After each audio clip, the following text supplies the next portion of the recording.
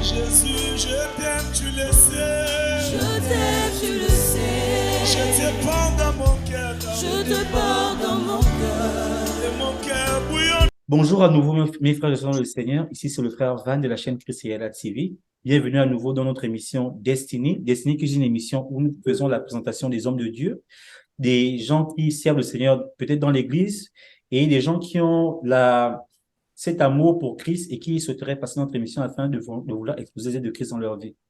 Donc, c'est dans ce cadre-là que nous allons recevoir aujourd'hui la sœur Audrey. Sœur Audrey, bonjour. Bonjour, bonjour tout le monde. Et elle n'est pas venue seule, elle est avec la sœur Jemima. Yeah. Bonjour, bonjour.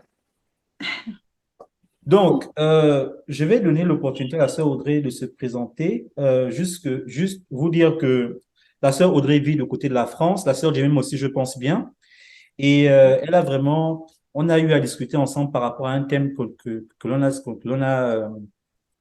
a vu nécessaire à discuter avec vous, et par rapport à ça, elle va nous entretenir afin de nous éclairer par rapport à certaines choses concernant la parole, aussi par rapport à son ministère. Donc, la sœur Audrey, peux-tu te présenter en quelques mots? Bonsoir, et je suis la sœur Audrey, je vis en France depuis 10 ans maintenant, je suis chantre de l'Éternel depuis 2000, je dirais 2006 au Gabon, mon pays natal. Voilà, en gros. Ok. Donc, si c'est possible aussi, je vais aussi permettre aussi à la sœur Jemima. Je sais que les questions ne sont pas dirigées vers elle, mais au moins que ceux qui vont nous suivre puissent savoir qui elle est. Sœur Jemima, tu as quelques minutes. Ok, bonjour, je m'appelle Jemima. Ça fait bientôt 2 ans que je suis en France. Je suis chantre depuis 2012 aussi. Qu'est-ce que je peux dire d'autre? Voilà, c'est de façon brève. Donc, comme on dit souvent dans notre largo gabonais, tu es une blusette, en fait, tu viens d'arriver. Bon, oui, c'est ça, c'est ça. J'espère que tu apprécies ton séjour en France, ça se passe bien là-bas? Oh, oh oui, ça se passe très, très, très bien. Alors, Gloire parce à que Dieu. Ok. Bon, juste dire à notre audience aujourd'hui que la sœur Audrey et moi, on se connaît très bien. Donc, elle et moi, on est très familiers. Donc, ne soyez pas frustrés si vous sentez qu'à un moment donné, ça devient comme une conversation d'amis, en fait, parce qu'elle et moi, on se connaît depuis. Et on a cette intimité-là, en fait. Donc, on va aborder les questions et je tiens à préciser ici qu'il y aura deux formes de questions. Il y aura des questions autobiographiques qui vont porter sur la vie de la sœur Audrey et on aura aussi des questions diverses afin que la sœur Audrey puisse nous éclairer encore plus sur certains aspects de la chanson ou des chantres dont nous nous posons des questions qui nous tiennent vraiment à cœur. Et j'ai fait vraiment un effort de venir des questions assez pertinentes. Donc, vraiment rester connecté parce qu'elle va vraiment nous aider. Et suite à l'audition qu'on a faite ensemble, moi, personnellement, j'ai été béni et j'ai la foi de croire que cette émission sera merveilleuse. Donc, Amen. pour commencer cette première série de questions sur des questions autobiographiques qui te concernent directement, sœur Audrey, la première question serait de savoir comment s'est passée ta rencontre avec le Seigneur et ta première intervention dans un groupe de chantres. Alors, ma rencontre dans le Seigneur, j'avoue que quand j'ai commencé à chanter pour le Seigneur, je ne connaissais rien du tout. Je venais d'une famille initiée, famille d'initiés, donc tout ce qui est traditionnaliste, tout ce qui est tradition, bois sacré, voyage astral. Donc, c'est ce que je faisais. On cherchait en fait la guérison, si tu veux. On cherchait la guérison. Et dans cette démarche, pendant cette démarche même, quand on était dans ce monde-là de la nuit, clairement, je tiens à le préciser, quand on était dans cette démarche, dans ce monde de la nuit-là, ma grand-mère a rencontré l'une de ses belles-sœurs, une amie d'enfance du village, qui était mariée à un pasteur. Donc, l'amie de ma grand-mère l'a fait venir à l'église. Et c'est comme ça que ma grand-mère a entraîné toute sa famille à l'église. C'est comme ça que j'ai rencontré le Seigneur. J'étais encore très, très jeune. Mais quand j'ai commencé le ministère, je ne savais même pas que je savais chanter. Clairement, je ne savais pas que je savais chanter. Je connaissais les sons, j'avais quelque chose qui était inné en moi. Je savais euh, changer de pupitre. Pour ceux qui sont vraiment qui sont chanteurs, qui connaissent un peu, je savais changer de pupitre sans problème. Je savais passer de sopran à alto, à ténor, sans avoir été dans une école de chantre. Et c'est comme ça que j'ai débuté dans le ministère. Au début, c'était plus mécanique qu'autre chose parce que ce sont les parents qui t'entraînent à l'église. Et puis plus tard, plus tu grandis et plus on va dire que le Seigneur t'ouvre les yeux en fait. Le Seigneur t'ouvre des yeux. Mes parents sont sortis de l'église parce qu'il y a eu des soucis avec le pasteur à l'époque. Mais moi, je ne pouvais pas. Je ne pouvais pas sortir de l'église. Donc, c'était compliqué chez moi.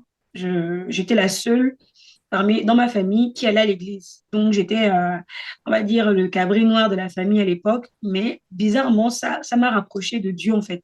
Ça m'a Amen. rapproché du Seigneur. Et voilà, c'est comme ça que j'ai rencontré le Seigneur. C'est vraiment comme ça que j'ai connu le Seigneur dans la persécution même, finalement, de ma propre famille. Mais voilà, c'était... Et, et tu avais quel âge quand tu fais ta rencontre avec le Seigneur? Tu avais quel âge? Tu as dit que tu étais jeune, mais tu avais quel âge? ouais, je pourrais avoir quoi? Peut-être 13 ans, hein? 12, Wow. 13 ans. 12, 13 ans, voilà. Et tu étais Ça fait assez longtemps. éveillé pour te dire que non, toi, tu dois, même si la famille part, toi, tu dois rester. J'ai toujours été une personne très optimiste et très têtue aussi. Donc, ça m'a aidé. Ça peut être un défaut comme une qualité. Ça m'a aidé Et à donc, persévérer. comment alors s'est passée ton intégration dans le groupe de chant de cette église en particulier?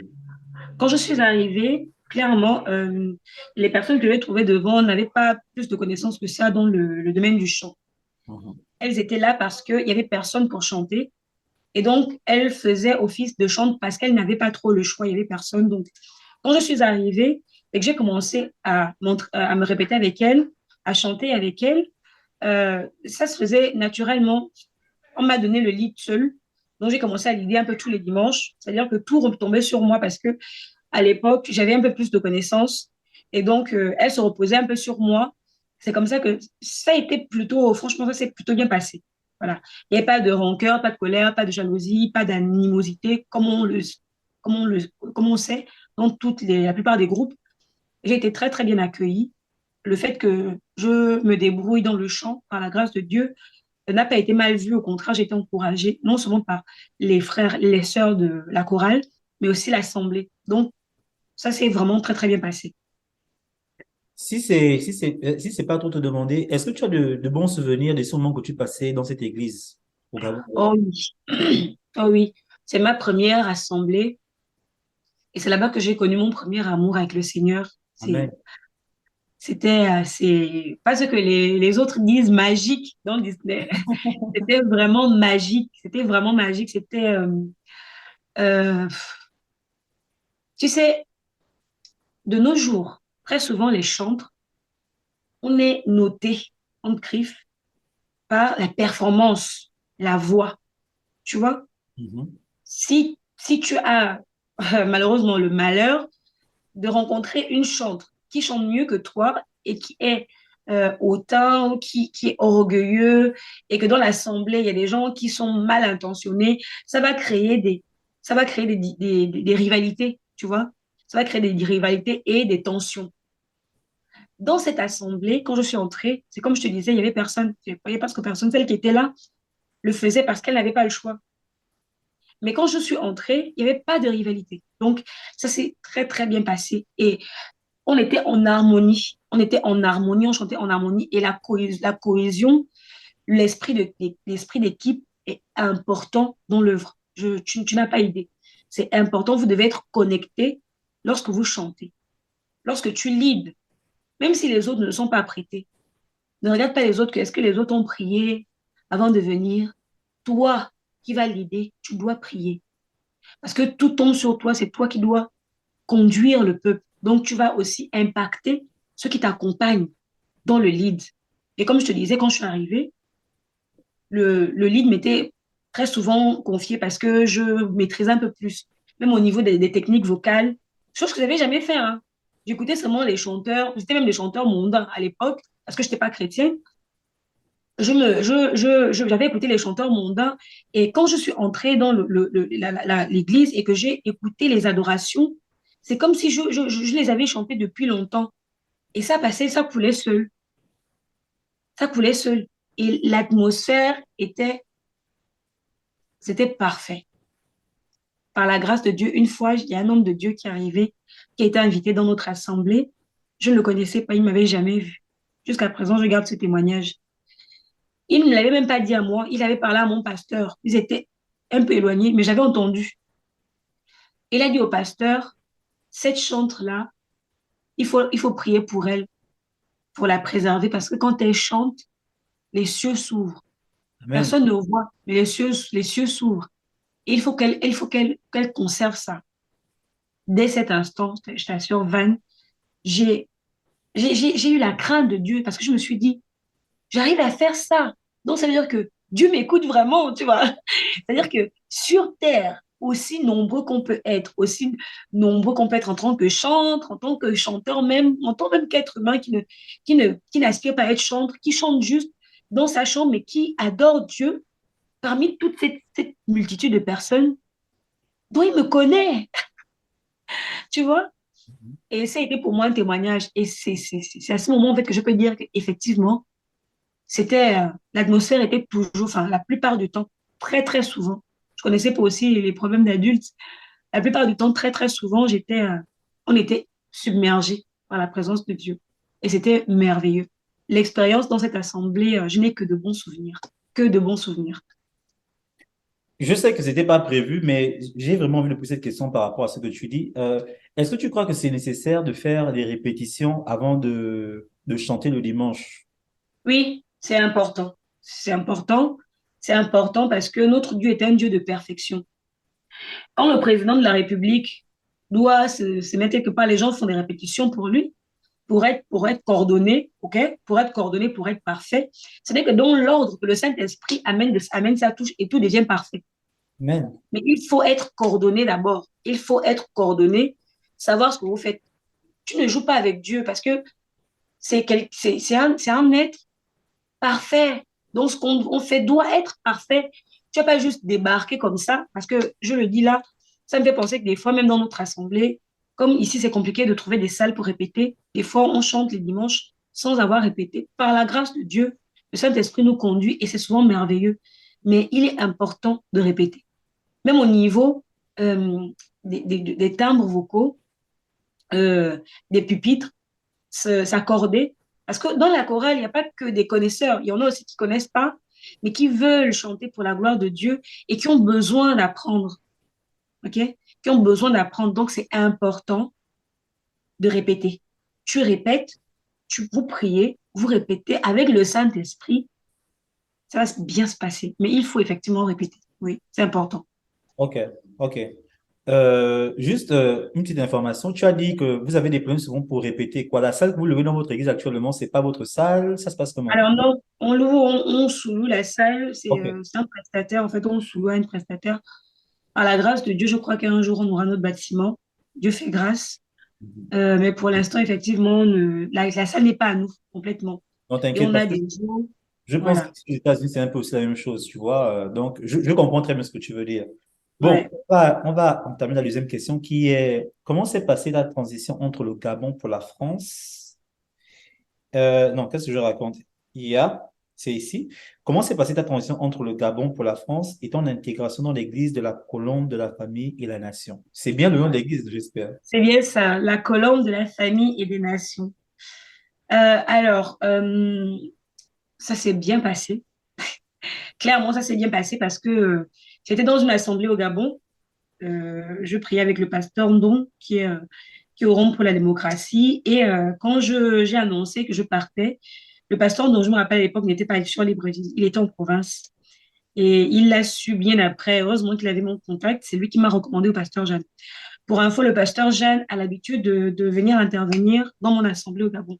La bonne semence, ça s'appelle. Et ce sont des églises sœurs. Ce OK. sont des églises sœurs qui travaillent en collaboration. Donc, si une personne de l'église de la bonne semence vient en France, elle viendra à la CFN. Si une personne de la CFN va au Gabon, elle peut, en tout cas, de toutes les façons, toutes les assemblées sont sœurs. Mais le pasteur Ndong de mon assemblée du Gabon et le pasteur Jeanne ont l'habitude de collaborer ensemble. Mais vraiment. Donc, il fait que quand je suis revenue, quand je suis montée sur Paris, c'était non seulement précipité parce que ce n'était pas prévu. Donc, j'ai eu le visa au bout d'une semaine, enfin, 1 ou 2 semaines de demande. Je devais voyager, je crois, un samedi ou un lundi, je pense, et le dimanche, non, c'était un lundi, parce que le dimanche, je suis allée témoigner à l'église et dire au revoir à mes frères et sœurs. Et c'est comme ça que mon pasteur a contacté le pasteur Jeanne, ici, pour me recommander. Il savait que je chantais déjà la chorale et il m'a recommandé que, au lieu que j'aille trouver une autre assemblée, parce que un chantre qui n'exerce pas, c'est comme, comment te dire, c'est comme si j'étais un peu mort ou endormi, tu vois. Mhm. Quand tu n'exerces pas, tu peux chanter chez toi, mais quand on t'a donné quelque chose qui n'est pas à toi, c'est tellement fort, c'est plus fort que toi. C'est comme si tu avais une démangeaison et qu'il fallait que tu te grattes, tu vois. C'est comme ça. Donc, il a dit qu'au lieu que j'aille dans une autre assemblée, il faut que j'aille, enfin, il m'a recommandé au pasteur Jeanne. Et par la grâce de Dieu, avant même que je n'arrive, le pasteur Jeanne m'avait déjà annoncé ici que j'allais arriver, qui fait que quand je suis arrivée, franchement, j'ai été accueillie les bras grands ouverts, tout le monde. C'est comme si tout le monde me connaissait déjà. Ils étaient impatients de me rencontrer enfin parce que le pasteur n'arrêtait pas de faire mes éloges. Et ça, franchement, ça s'est très, très bien passé. L'accueil était chaleureux. Franchement, c'était bien. Ça s'est très, très bien passé. Maintenant, il y a quelque chose que tu m'as dit, dont on n'a pas parlé. Tu m'as fait comprendre que toi, en fait, tu es arrivé, tu vas être leader. Là où tu Oui. étais, que tu chantes, c'est toi qu'on prend comme leader. Est-ce qu'il n'y a pas eu de rivalité? Est-ce qu'il n'y a pas eu de problème par rapport à ça? Parce que je sais que toi, c'est la première place que tu prends toujours. Alors, c'est un peu fort. La première place que je prends toujours, c'est un peu fort. Mais effectivement, j'ai fréquenté trois assemblées dans ma vie. C'est-à-dire que trois assemblées dans lesquelles j'ai été en tant que chantre. Ma première assemblée où j'étais, où j'ai connu le Seigneur. La deuxième, lorsqu'on a déménagé chez le pasteur Ndong, justement, dans laquelle j'étais avant de venir en France. Et là, à la CFN. Et effectivement, très souvent, quand j'arrivais dans une assemblée, dès qu'on sait que je chante, alors ça, ce n'est pas parce que je suis la meilleure, OK? Pardon. Je préfère être franche. Je vais pas me mettre les galons. C'est pas parce que je suis la meilleure. Très souvent, quand j'arrive dans des assemblées où on est en manque de chantres. Clairement, on est en manque de chantres et ceux qui sont là se débrouillent. Tu vois, OK, le Saint-Esprit nous conduit, mais et comme je t'ai dit, il faut les répétitions, il faut un minimum de connaissances techniques, vocales. Et très souvent, des assemblées dans lesquelles j'arrivais, comme ma première assemblée, lorsque j'arrivais, je trouvais en face de moi des personnes qui n'avaient pas assez, enfin, qui n'avaient pas assez de technique vocale. Donc, c'est surtout dans ce sens-là que on me mettait devant, que comme toi, tu connais un peu plus, vas-y. C'est plus dans ce sens. Alors, dans ma première assemblée, comme je t'ai dit, je n'ai pas trouvé, il y a pas eu de rivalité. Ma deuxième assemblée, pareil, hein, j'ai pas eu de problème de rivalité, en tout cas pas moi, à ce que je sache. De mon point de vue, je n'en ai pas eu. Peut-être que tu ne connais pas, tu n'es pas dans le cœur des gens pour savoir qui pense quoi de quoi, mais je n'ai pas reçu un comportement d'animosité vis-à-vis de mon frère ou de ma soeur dans une chorale quelconque, parmi les assemblées que j'ai fréquentées, jusqu'à présent d'ailleurs. Donc, moi, je dirais que non, je n'ai pas eu de rivalité parce que déjà moi-même aussi, je suis quelqu'un de humble, ok? Je sais que je sais chanter, mais quand même, Dieu m'a donné un peu, mais je sais laisser la place aux autres. Je ne suis pas quelqu'un qui va dire que comme moi, je connais plus de chants, moi, je sais faire les vibes et tout machin, et que je connais beaucoup de voix, je vais commencer à écraser les autres. Ça, non, non, non. Je crois que c'est aussi pour ça que je n'ai jamais ressenti de rivalité avec mes consoeurs et confrères de chantres. Ça s'est toujours bien passé, en tout cas avec moi, parce que je sais me rabaisser, je sais me diminuer pour laisser les autres la place aux autres. J'ai vécu ça à une période, je ne dirais pas dans quelle assemblée, parce que je n'en ai eu que trois. J'ai vécu ça pendant une période dans une des assemblées où il y a une sœur qui a rejoint la chorale et elle chantait extrêmement bien. Et je sais pas, je crois qu'elle pensait que je la jalousais ou que, comme elle savait très très bien chanter et que j'étais jalouse d'elle, qui fait que quand elle prenait le micro, des fois, voilà quoi, tu sentais qu'elle est en train de faire son show. Mais bon, moi je me disais, gloire à Dieu. Amen. Jusqu'à ce qu'elle s'est calmée toute seule. Elle s'est calmée toute seule. Et après, avant, il y avait des tensions entre elle et moi parce que je sentais très bien qu'il y avait de l'animosité. Mais avec le temps quand elle voulait chanter, je la laissais chanter. Je ne discutais jamais ses propositions. Les chants qu'elle voulait apprendre, même si pour moi c'était peut-être un peu trop haut pour ma voix, j'essaie de m'accommoder pour lui faire plaisir, pour qu'elle se sente bien quand elle va chanter, tu vois. Et ça, en fait, ça fait en sorte que je n'ai pas trop connu l'esprit de rivalité. En tout cas, moi, je me dis que ça tue l'onction plus qu'autre chose, tu vois. Ça tue l'onction de l'adoration plus qu'autre chose. Et tu vas vouloir devenir ce que vous appelez en anglais performer, tu vois. Au lieu d'être adorateur, au lieu d'être dans le worship, tu vas être dans la performance. Tu voudras montrer que je suis là, tu vois. Et tu perds, tu te rends pas compte, mais tu perds beaucoup de choses. Parce que dans l'adoration, il se passe tellement de choses dans l'adoration et la louange spirituelle divin que tu perds. Parce que toi, tu es dans la chair. Tu es dans la chair parce que tu es dans la performance. Et moi, je ne veux pas perdre ça. Et comme je sais le prix que c'est de chanter, d'avoir cette grâce-là, de me tenir devant la face de Dieu, j'essaie au maximum de ne pas faire ça. Pour ne pas créer, tu vois, pour ne rien perdre, pour tout ramasser. Voilà. Amen. Merci beaucoup pour toutes ces informations. Donc, aujourd'hui, par exemple, quelles sont tes multi-casquettes actuellement et pourquoi? Parce que tu m'as dit que tu fais beaucoup de choses, hormis la Oui, musique. Et nous, on veut te oui. connaître. Pourquoi, en fait, toutes ces musiques, pourquoi toutes ces activités, en fait? Qu'est-ce qui te motive? Alors, il faut déjà savoir que nous sommes une assemblée qui s'agrandit. Donc, on commence petit à petit par la grâce de Dieu. Donc, pour l'instant, je suis effectivement dans plusieurs ministères. Mon ministère principal, c'est chantre. Je suis chantre. Mhm. Étant donné que je suis une personne qui est toujours sur les réseaux sociaux, à une certaine époque, j'ai intégré le multimédia. Le frère à l'époque était responsable, on va dire qu'il a eu un souci personnel et du coup il a dû partir de l'assemblée. Lorsqu'il est parti de l'assemblée, la charge m'est revenue. Comme j'étais déjà dans le multimédia, la charge m'est revenue. Donc là, je suis dans le multimédia et dans la chorale. Et plus tard, on a ouvert une cellule pour les femmes. On a ouvert une cellule pour les femmes. Et comme je suis une personne qui est plutôt, comme on dit dans le milieu professionnel, force de proposition, les femmes de l'Assemblée ont trouvé que j'avais un potentiel qui pouvait être exploité et qui pouvait aider aussi mes semblables, mes sœurs. Et donc, j'ai intégré le bureau des femmes sages de l'Église. Donc, ça me faisait chantre, multimédia, femme sage. Et un jour, par la grâce de Dieu, une année en 2019, je crois, j'ai eu la grâce de me rendre en Terre Sainte euh, à Jérusalem.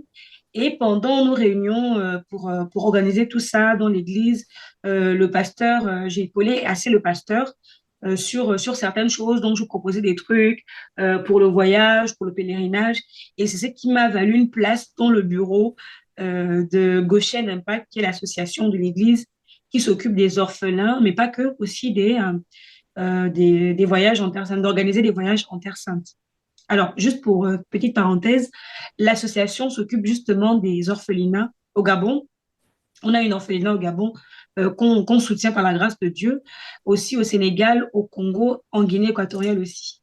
Donc, tu vois que tout ça, ça fait quand même un petit peu, enfin, c'est quand même un peu, enfin, c'est quand même beaucoup. Et donc, je me suis dit que j'allais proposer mon aide pour aider justement l'équipe déjà en place pour ça. Donc, actuellement, je suis chantre, responsable multimédia, l'une des responsables des femmes du bureau des femmes sages de l'Église et aussi dans le bureau de l'association de l'Église Goshen Impact pour les Nations. Donc, voilà. Amen. J'espère que en écoutant ta sœur Audrey, ça inspire beaucoup de femmes à faire Ouais. comme toi. C'est mon souhait. Parce que les gens pensent qu'ils ne peuvent pas, qu'ils n'ont pas la capacité. Mais la sœur Audrey est une jeune sœur qui sert le Seigneur comme elle le fait. Et moi-même, quand j'ai découvert ça, j'étais très surpris parce que je la connais depuis des années, mais jamais, on est toujours dans nos discussions. Elle m'a jamais dit ça comme ça, en fait. Donc, c'est un Tu n'as encouragement. jamais posé la question. Donc, c'est un encouragement pour tous ceux qui nous suivent. Donc, l'autre question par rapport à autobiographie toujours, c'est de savoir, tu nous as dit que tu as aussi intégré un groupe gospel en Oui, dehors de ton église locale. oui. Alors, excusez-moi, l'anglais souvent arrive. Peux-tu nous faire une brève présentation de celle-ci et de vos diverses activités? Avec plaisir. Alors, j'ai intégré le groupe s'appelle Light Ministry. Donc, je pense que ça va te parler, toi qui parles anglais.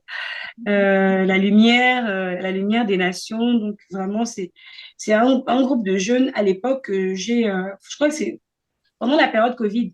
On n'avait pas beaucoup d'activités à la CFN parce qu'on était toujours enfermés. Et quand on a, non, mais c'était même avant l'année Covid, je pense.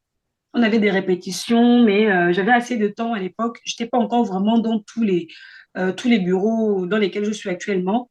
Donc, j'avais un peu de temps et j'avais envie de chanter. Enfin, moi, je suis toujours disponible hein, quand on m'invite quelque part à aller chanter. Pour la gloire de Dieu, j'ai dit, allez, donnez-moi l'adresse, j'arrive. Donc, il y a une sœur centrafricaine qui a proposé ma candidature en griffe à ce groupe-là en tant que chantre parce qu'il voulait faire un enregistrement. Et elle m'a proposé, comme il cherchait des chantres, ils m'ont présenté le groupe. Et le groupe, en fait, c'est un groupe d'évangélistes. C'est un groupe de chantres évangélistes. Donc, ils évangélisent par le chant. Maintenant, ils essaient de se diversifier en touchant un petit peu les chroniques.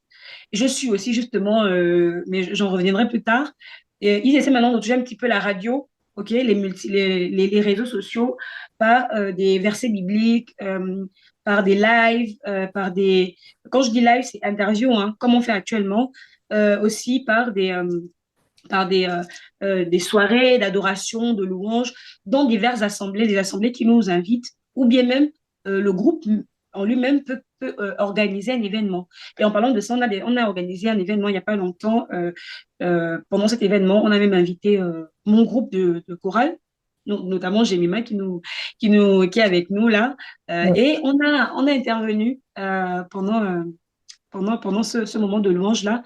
Et donc, c'est vraiment un groupe qui a été mis en place par un jeune pasteur. Il a été récemment consacré pasteur. Il était un jeune frère à l'époque. Pour l'évangélisation par le média. Donc, le chant et des chroniques. Voilà. Mais j'ai intégré le groupe comme ça. J'ai commencé juste pour poser ma voix, pour les aider au niveau des enregistrements et j'ai adhéré à la vision. Ça m'a énormément plu. Donc, j'ai commencé à m'intéresser un peu plus, à être très, très fréquente aux réunions. Et je ne sais pas, vraiment, je crois que c'est parce que je suis quelqu'un, lorsque je vais quelque part, c'est marqué sur mon front que disponible, pas de problème, vous pouvez me contacter. Et tout de suite, on m'a proposé un poste dans le bureau parce que j'étais aussi force de proposition et j'aidais les autres. Je réunissais, je savais réunir les autres. Et le responsable a trouvé que je donnais la force à certains qui étaient un petit peu, qui dormaient un peu et que comme je suis là, ben, les autres, bizarrement, ça donne la force aux autres. Donc, il m'a proposé un poste. À l'époque, j'étais secrétaire. Mais avec toutes les casquettes que j'avais à l'église, j'ai dit au papa, papa, vraiment, mon frère, je t'aime fort. Mais au moins, le poste de secrétaire, là, c'est lourd. Avec tout ce que je dois faire à l'église, est-ce que tu peux pas revoir ça? Et après, une autre sœur qui est arrivée par la grâce de Dieu, comme Dieu lui-même, il sait ce pourvoir. Une autre sœur est arrivée disponible dans le groupe. On lui a confié ce poste-là. Et moi, j'ai bifurqué à la trésorerie. Mais je suis aussi chroniqueuse, c'est-à-dire que je fais des interviews, comme toi maintenant. Je pose des questions, j'anime des réunions. Et à côté de ça, je suis chantre et trésorière du groupe. Donc, c'est moi qui tiens les finances du groupe. Voilà un peu. Waouh, bravo. Et félicitations pour tous tes postes. Est-ce que tes postes sont rémunérés ou bien c'est vraiment du bénévolat? Ça veut dire que tu ne... Non, c'est pas rémunéré, c'est du bénévolat. Ma récompense, c'est au ciel. Et je pense que mon compte en banque doit déjà être bien chargé. Amen. Amen. Mais oui, je ne suis pas rémunérée, non, non. J'aime bien cette façon de penser. Maintenant, avec tous les atouts que tu as aujourd'hui, pourquoi tu ne lances pas ta propre carrière dans la musique gospel? Alors, je t'avoue que j'y ai pensé. J'y ai Finalement. pensé. Oui, j'y ai pensé, mais je ne veux pas commencer comme les autres. Je ne sais pas comment t'expliquer ça. Je ne veux pas me lancer en solo. Je ne sais pas si tu vois ce que je veux dire. Je ne veux pas me lancer en solo. Je veux me lancer lorsque j'aurai la conviction. Pour l'instant, je ne l'ai pas. Pour l'instant, je ne l'ai pas. Et je n'ai pas envie de faire les choses dans la chair. Beaucoup de personnes m'ont déjà proposé, mais la sœur, comment tu chantes là? Si tu fais le CD, mon Dieu, on va acheter. J'ai dit oui, gloire à Dieu. Vraiment, ça me fait plaisir que vous m'encouragiez. Merci Seigneur. Et j'ai même des compositions déjà. Ma sœur, Jemima, du coup, découvre. J'ai des Ouais. compositions, mais pour l'instant, euh, je laisse faire les choses. Je ne sais pas si tu comprends ce que je veux dire. En fait, c'est comme si mon âme et mon esprit attendaient le temps. C'est pas encore le temps pour moi. J'y aspire, j'ai des chants, mais c'est pas l'heure. Quand ce sera l'heure, je le saurai aussi. Ok. Voilà. Donc, la dernière question concernant l'autobiographie, après on va passer Mhm. à l'autre étape qui est aussi très intéressante, parce que cela on va poser maintenant des questions concernant la vie des chantres et tout ça.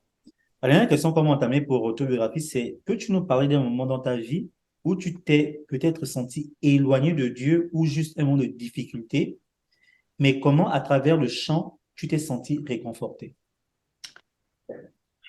Tu sais, hein, être chantre, je crois que c'est le plus lourd fardeau qui existe en vrai. Mais c'est aussi le moyen le plus facile de guérir de Amen. ces douleurs. Je sais pas comment t'expliquer.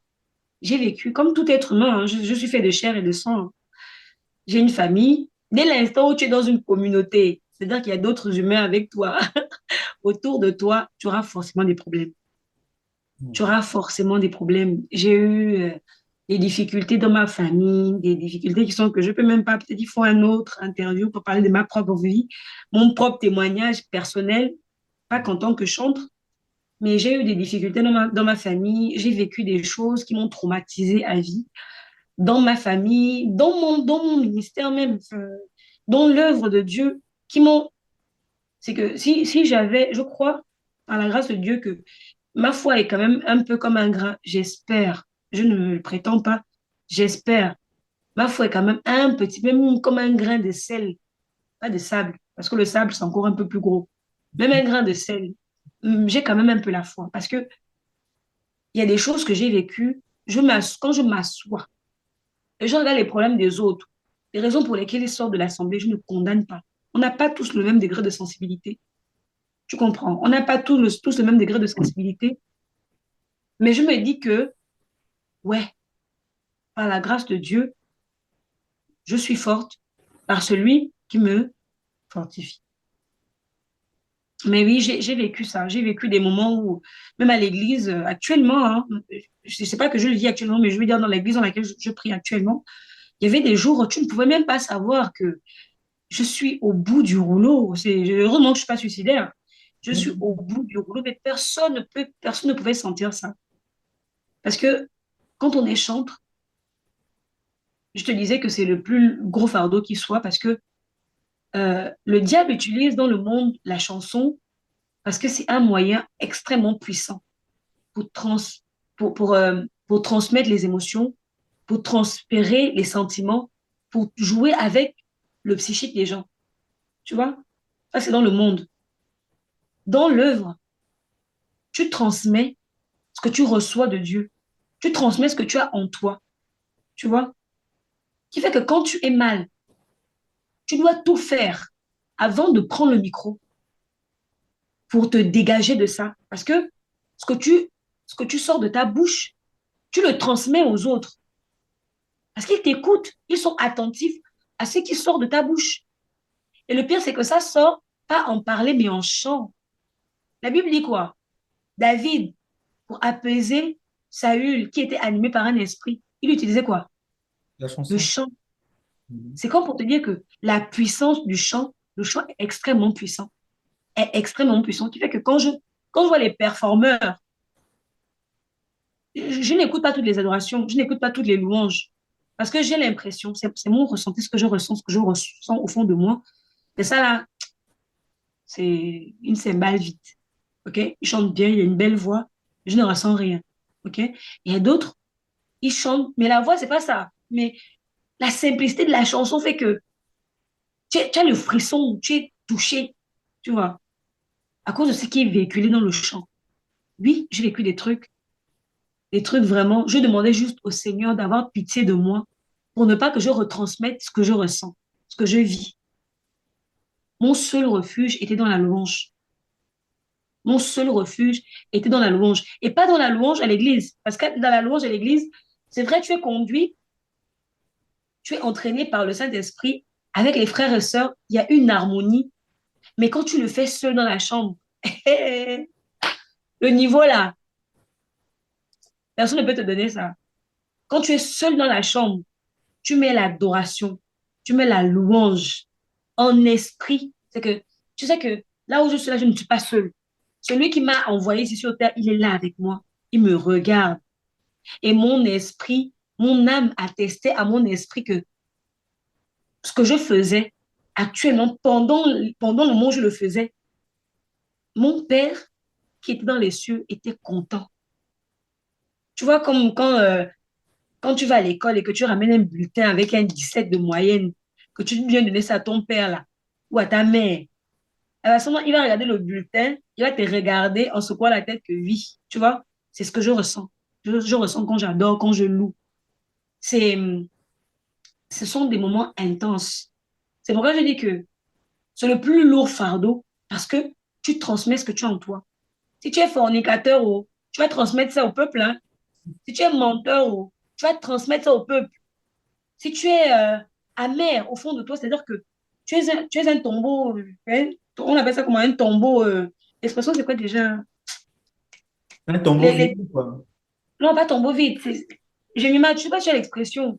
C'est Mm, quand la mm. chose est pourrie à l'intérieur, mais à l'extérieur, là, Un tombeau c'est- blanchi. ah, c'est ça là.